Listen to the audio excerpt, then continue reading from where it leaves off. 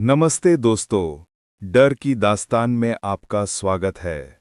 मेरा नाम है राकेश और आज हम आपको एक भूतिया गुड़िया की रियल स्टोरी बताएंगे, जिस पर कि 2013 में एक ब्लॉकबस्टर मूवी द कंजरिंग बन चुकी है। ये कहानी है 3 फ्रेंड्स की, जिन्हें ये हॉन्टेड डॉल इतना आतंकित कर देती है कि उन्हें उससे मुक्ति पाने के लिए पेशेवर पैरानॉर्मल इन्वेस्टिगेटर्स एड और लॉरेन वॉरेन से मदद लेनी पड़ती है। ये डॉल आज भी वॉरेन के ओकल्ट म्यूजियम में शीशे के शोकेस में रखी है। शोकेस के ऊपर इसे ना खोलने की चेतावनी भी लिखी हुई है। और लॉरेन वॉरेन के अनुसार इस डॉल की शैतानी ताकतें अभी भी जिंदा हैं। यदि इसे अभिमंत्रित बॉक्स से बाहर निकाला तो ये फिर से सक्रिय हो जाएंगी। उनके अनुसार इस डॉल को बॉक्स में बंद करने के बाद भी ये एक इंसान की मौत के लिए जिम्मेदार है। इस कहानी की शुरुआत होती है 1970 में, जब एक माँ एक हॉबी स्टोर से एंटीक सी दिखने वाली गुड़िया लेकर आती है। वो ये गुड़िया अपनी बेटी डोना को उसके जन्मदिन पर भेंट करती है। डोना उस वक्त नर्सिंग की पढ़ाई कर रही थी तथा एक अपार्टमेंट में अपनी फ्रेंड अंजी के साथ रहती थी। डोना अपनी माँ द्वारा दी गई डॉल को अपने बेड पर एक कोने में सजा देती है। कुछ ही दिनों में डोना और उसकी फ्रेंड को उस डॉल के बारे में कुछ अजीब सा, डरावना सा अनुभव होने लगता है। वो नोटिस करते हैं कि गुड़िया अपने आप मूव करती है। शुरू में तो ये मूवमेंट बहुत मामूली होते हैं, जैसे कि डॉल का एक ही जगह घूम जाना। पर जैसे जैसे दिन बीतते हैं ये मूवमेंट बढ़ता जाता है। अब हालात ये हो जाते हैं कि जब वो कॉलेज से घर आते हैं तो डॉल कभी तो उनको दूसरे कमरे में, कभी सोफे पे और कभी कुर्सी पर मिलती है। यहाँ तक कि कमरा बंद होने के बावजूद डॉल अपनी जगह बदल लेती है। डॉल को लाने के 1 महीने के बाद हालात और भी पेचीदा होने लगते हैं। अब उन्हें कमरों में कागज पर लिखे संदेश मिलने लगते हैं। कागज पर हेल्प मी लिखा होता था तथा राइटिंग छोटे बच्चे की जैसी थी। उसमें भी आश्चर्य की बात ये कि मैसेज चमड़े के कागज पर लिखे होते थे, जो कि उस घर में थे ही नहीं। एक रात वो सब जब घर आते हैं तो उन्हें डॉल की पीठ और सीने पर खून की बूंदें नजर आती हैं। अब उनका धैर्य जवाब दे जाता है। उन्हें लगता है कि इस डॉल में किसी की आत्मा है और वो आत्माओं से बात करने वाले एक इंसान को मदद के लिए बुलाते हैं। वो व्यक्ति उस गुड़िया की आत्मा से बात करके पता लगाता है कि उसमें एक बच्ची एनाबेल की आत्मा है, जो कि अपने बचपन में उसी जगह खेला करती थी जहां आज वो अपार्टमेंट बना हुआ है। और 7 साल की उम्र में उस लड़की की लाश भी उसी जगह मिलती है। वो कहती है कि उसे डोना का साथ अच्छा लगता है और वो उसके साथ ही रहना चाहती है। डोना भी उसे रहने की इजाज़त दे देती है, पर शीघ्र ही डोना को महसूस होता है कि उसने उस आदमी की बातों पर विश्वास करके बहुत बड़ी गलती कर दी, क्योंकि उस डॉल में किसी बच्ची की आत्मा ना होकर कोई शैतानी आत्मा है। उस घर में उन दोनों के साथ कालू भी रहता था, जो कि उस गुड़िया को शुरू से ही पसंद नहीं करता था। उसने डोना को कई बार कहा था कि इस डॉल में बुरी आत्मा है, तुम्हें इसे फेंक देना चाहिए, पर डोना उसकी बात पर ध्यान नहीं देती थी। बच्ची की आत्मा से बात करने के कुछ दिन बाद ही एक दिन सुबह उठकर कालू ने बताया कि कल रात डॉल ने उसका गला दबाकर मारने की कोशिश की।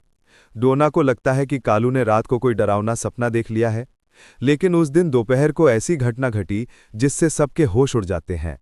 होता यूं है कि दोपहर को कालू और अनंगी बैठकर बातें कर रहे होते हैं, तभी उन्हें डोना के कमरे से भयंकर चीखें सुनाई देती हैं, जबकि डोना तो घर पर होती नहीं है। वो दोनों डरते डरते डोना के कमरे में पहुंचते हैं। जब वो अंदर पहुंचते हैं तो वहां उन्हें डॉल के अलावा कोई नजर नहीं आता है। डॉल कालू को देखते ही उस पर हमला कर देती है। वो उसकी शर्ट फाड़ देती है और उसके शरीर पर जगह जगह घाव कर देती है। इस हमले से घबराया कालू सदमे में चला जाता है।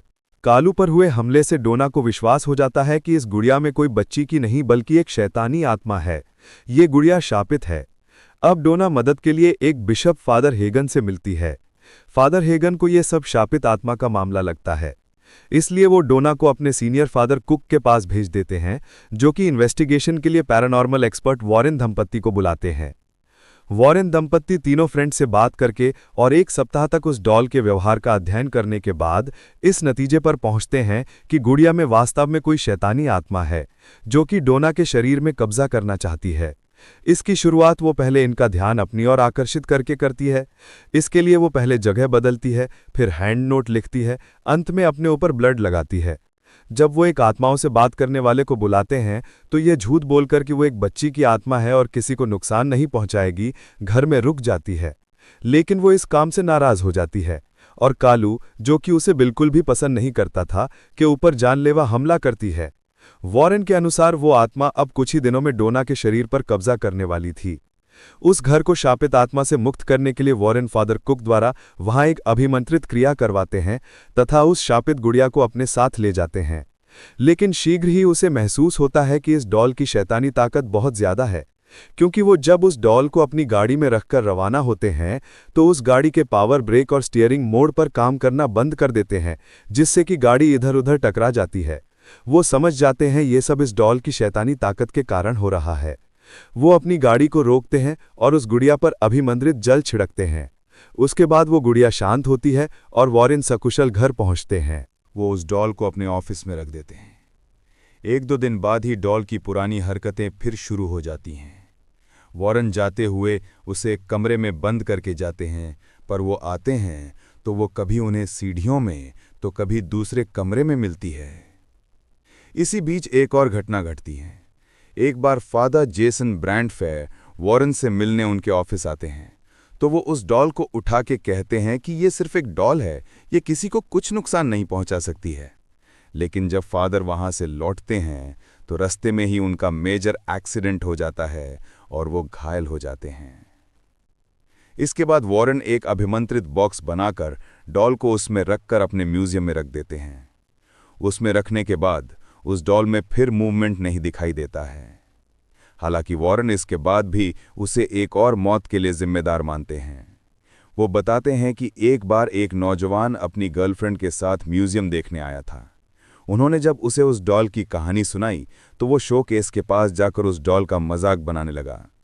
उसने कहा कि ये डॉल यदि किसी इंसान के शरीर पर घाव बना सकती है तो मैं भी ऐसा ही चाहूँगा। वॉरेन उन्हें ऐसा करने से मना करते हैं और उन्हें अपने म्यूजियम से बाहर कर देते हैं।